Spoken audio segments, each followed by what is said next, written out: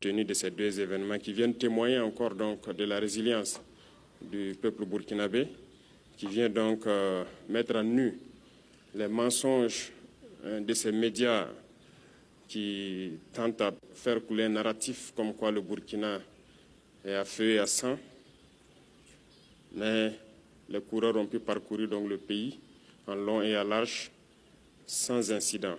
Et aussi, oui, c'est le lieu donc de rendre hommage aux différentes forces de défense et de sécurité et à nos vaillants VDP qui ont tout mis en œuvre pour que tous ces événements se déroulent sans problème. Il y a aussi, au cours donc de ces semaines, assez d'événements ici à la présidence, notamment un certain nombre de responsables des différents départements ministériels que j'ai tenu à recevoir personnellement pour essayer de rediriger l'action gouvernementale en cherchant à rationner les dépenses de fonctionnement.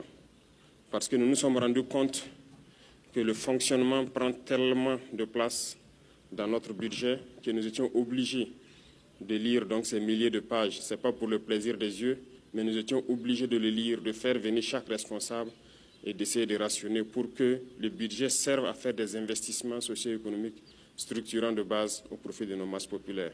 Tous ceux qui sont passés ici, qui ont participé à l'exercice, ont reconnu que nous avons assez de dépenses dans le fonctionnement. Et nous allons continuer dans ce sens à minimiser les dépenses de fonctionnement de l'administration pour pouvoir investir mieux au profit de nos populations. Ceux qui ont compris le message, je pense que c'est le cas pour la plupart, je les invite donc à redoubler d'efforts, à faire en sorte que nous puissions minimiser les dépenses de fonctionnement. Tout ce qui peut être économisé doit être économisé et investi au profit donc de nos populations. L'eau potable n'est pas une garantie pour tout le monde ici au Burkina Faso.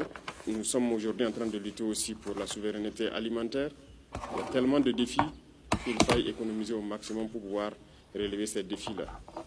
Malheureusement, dans ce contexte, nous nous rendons compte qu'il y a encore des brebis galeuses qui essaient de jouer avec le temps peut-être, mais nous avons passé 2 années à sensibiliser. Et je pense qu'à un moment donné, le peuple même trouvait que nous sensibilisons trop, il fallait passer à l'action. Et à partir d'un moment donné, nous avons décidé de passer à l'acte. Je tiens à vous informer ici que malheureusement, au cours de ces derniers temps, suite donc à une dénonciation sur plainte, nous avons découvert un réseau de malfrats, malheureusement au sein du ministère même de l'action humanitaire. Ce ministère qui était censé donc agir au profit donc des plus démunis, c'est dans ce ministère que des gens se sont permis de détourner de l'argent et des milliards en 2024. Ils ont détourné plusieurs milliards. La police a fait un excellent travail d'enquête qui nous a permis de découvrir beaucoup de biens, des véhicules de luxe, un bon nombre de choses en tout cas qui ont été saisies. Et l'affaire a été transférée donc à un tribunal. C'est pour dire que si nous ne mettons pas du sérieux dans le contrôle, il y aura toujours ce genre de personnes qui croient que tout est permis. Détourner des milliards, surtout au ministère de l'Action humanitaire dans ce contexte. Il y a des agents qu'on assure qui ont été pris dans ça, qui sont en prison actuellement. Des centaines de millions détournés. Des vivres qui devaient aller au profit donc des plus démunis, au profit de ces personnes déplacées internes. Et c'est dans ce ministère que des gens ont essayé de détourner cet argent. Et je suis persuadé que ça existe un peu partout parce que nous poursuivons l'enquête. Souvent, il y a ces arrestations que vous puissiez ne pas comprendre, mais nous savons pourquoi nous le faisons. Il y a encore beaucoup de personnes qui essaient de détourner les deniers publics. Nous n'allons pas avoir de la pitié pour ces individus-là. C'est l'occasion donc d'interpeller donc la commission des règlements donc des dysfonctionnements qui a été mise en place, parce qu'il y a beaucoup de dénonciations qui arrivent au niveau de la présidence ici, de se mettre au travail sérieusement et de nous permettre de dénicher tous ces voleurs qui se cachent dans l'administration. Nous ne pouvons pas tolérer cela en ces instants de lutte contre le terrorisme où des gens se sacrifient sur le terrain et d'autres sont à l'arrière, se permettent de voler des milliards et pour se mettre dans du luxe. C'est difficile à cerner cette situation. En plus de tout ça, il y a des Burkinabés qui manquent de patriotisme. Nous avons tous suivi les efforts qui ont été faits pour pouvoir acquérir un nouvel avion la dernière fois. Et j'étais obligé de recevoir la semaine passée 2 mécaniciens de la compagnie qui, dès l'arrivée de l'avion le 2, du mois dernier, le 3 dépose une demande de démission. Écoutez, hein. Et un dépose la demande de démission le 3 pour prendre effet le 4 et l'autre prenait effet donc le 31 octobre. Et pour cause, il demande une augmentation des salaires de plus de 2 millions. C'est du sabotage. Et je pense que c'est un manque de patriotisme grave.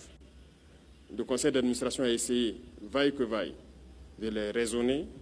Ils sont même allés faire des concessions jusqu'à 400 000 francs de plus sur leur salaire et tout. Ils ont refusé catégoriquement, ils ont refusé de travailler. Pendant qu'on sait bien que l'avion, à chaque vol, on a besoin de vérifier un certain nombre de choses pour qu'il puisse se relancer. Mais ils ont refusé de travailler pendant que le nouvel avion venait d'arriver. Ça, c'est du sabotage pur et dur. Un avion qui arrive le 2 et le 3, vous décidez de ne pas travailler, des mécaniciens. Nous étions obligés de les recevoir et de passer donc le message qu'ils vont travailler de gré ou de force. On ne demande pas à quelqu'un, nous n'allons pas négocier encore. Ils vont travailler et c'est ce qui est en train de se faire.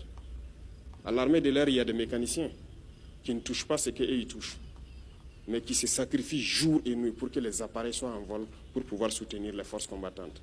Ils n'ont jamais réclamé un franc de plus. Donc ce sont des genres d'esprits que nous sommes en train de combattre. Et c'est pourquoi j'ai dit faire une révolution, ce sont des défis. Et tous les jours, il y a des défis. Et il en sera ainsi. Pour tous ceux qui vont essayer de saboter, nous prendrons les mesures qu'il faut, de gré ou de force. Ils vont faire ce qu'ils doivent faire pour la patrie. Nous n'allons plus tolérer un certain nombre de choses. L'heure de la sensibilisation est passée. Il faut que tout le monde se mette au travail au profit de nos masses populaires. Les Burkinabés ont assez souffert et continuent de souffrir. Il faut qu'à un moment donné, ça s'arrête. La masse populaire a le droit aussi de connaître un peu de joie, de vivre et de savourer ce qui appartient au Burkina Faso, nos richesses. Il n'y a pas de raison que cela appartienne juste à un groupuscule et qui se permet de dilapider cet argent public-là.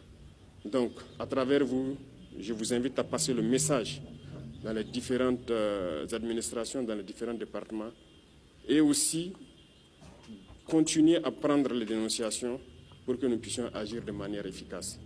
Merci à tous et je souhaite que cette fin d'année soit donc un moment d'intense boulot parce que c'est le moment des bilans, de faire les rétrospectives et de voir qu'est-ce qui a marché au cours de l'année 2024 pour qu'on puisse se projeter de manière assez rigoureuse en 2025 pour relever les défis qui vont se poser à nous. Merci et bonne chance à tous et bonne suite du mois de novembre.